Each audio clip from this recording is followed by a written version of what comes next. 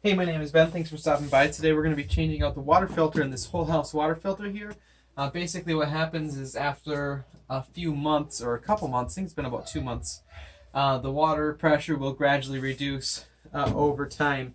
So we're going to go ahead and put in a replacement filter. This is a standard 10-inch cartridge, and so that's what we have replacement for right here. I'll link to that in the description.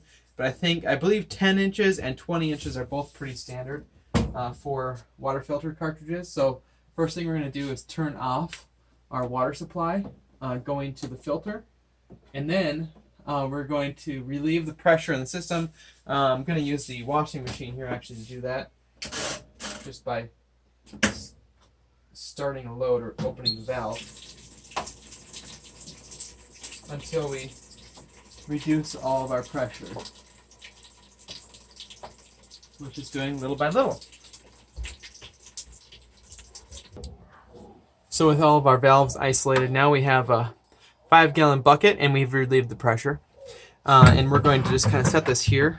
You're always going to have a little bit of water when you change these things out. So I still happen to have my filter wrench because it hasn't gotten lost yet. So thankfully we should be able to just give this a turn. Oh, there we go. Get it started. There we go. That's all that there was there for what was holding it. Now we're going to very carefully turn this down here.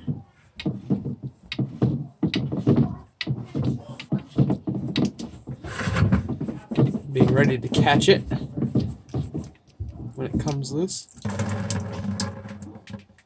It's starting to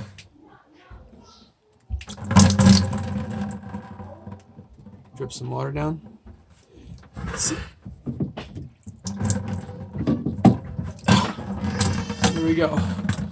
Alright. Oh, making a mess here, but we'll survive it.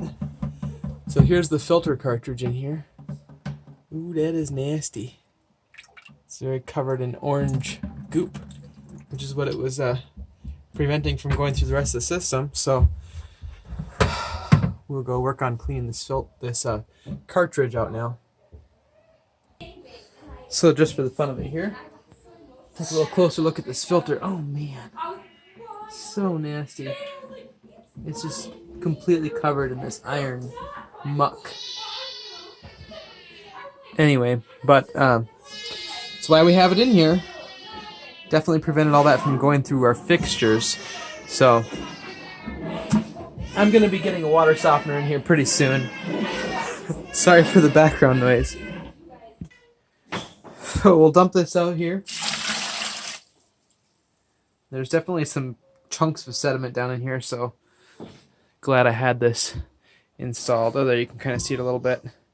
So we'll rinse this out now. I got to go find a spot where I still have water since this is turned off, and we'll make sure that we get this cleaned out good. And we're back from the hydrant outside. I just took this out by the hydrant out by the well and washed it out. Make sure you don't lose your O-ring, and this still has some of that grease on it, but I'll link in the description to the grease that you use to put on these O-rings so that it seals up correctly. Anyway, you can see that I don't have it perfectly clean inside of here. This stuff is pretty stuck on here. One thing you can do when you change these is just use a mild solution of bleach water to rinse these out. That just kills any contamination that might be in it. So do that if you want. Now we're going to go ahead and go back over here. Just taking my paper towel and going to wipe out the inside of this up here. Just try to clean up the residual rust. And we'll call that good enough. We'll go ahead and open up our water filter here. Again, link in the description if you're looking for a 10-inch water filter. This is an AP110 AquaPure. Filters down to 5 microns. So just a decent whole house filter there. So that'll be up on there like that, but we'll drop it in the base first. Looking down there, you can see kinda, there you go, how there's a part that protrudes a little bit higher inside of there. So you just want to get that centered on the bottom. You'll feel it Oh, there it kind of, you'll feel it drop on like that. And now we'll just inspect our gasket one more time. Make sure that's good to go. Like I said, you can add a little bit of grease to this if it needs it. Link in the description for that as well. And now we'll go ahead and thread this back up on here.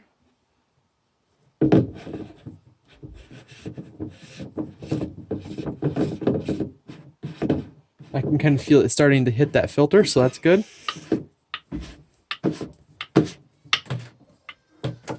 There it is.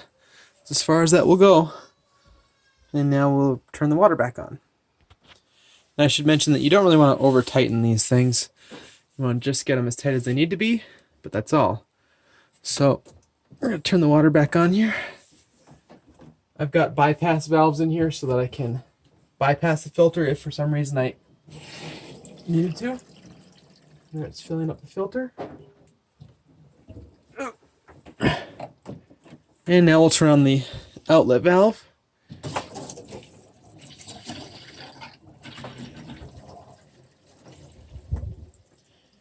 And we'll let this flush for a few minutes upstairs. Yes, why don't you run a little bit? Oh, am I on video? Okay, let's see. Make sure you block. This is a problem to run. Yeah, turn it on all the way, it's fine. I should do the shower head because that shows pressure better. So it's going to run a little bit.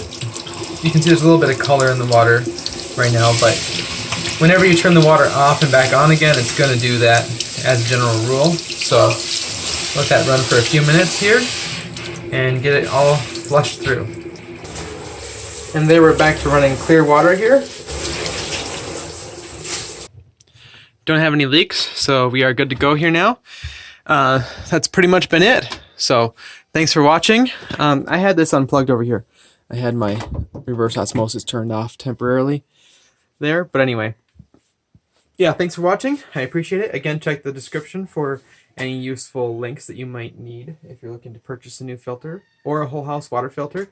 I'll also link to my other video that I did of installing this exact water filter. So again, thanks for watching, and we'd love it if you hit that thumbs up button if this helped you out, and subscribe down below for more videos just like this one. Talk to you later.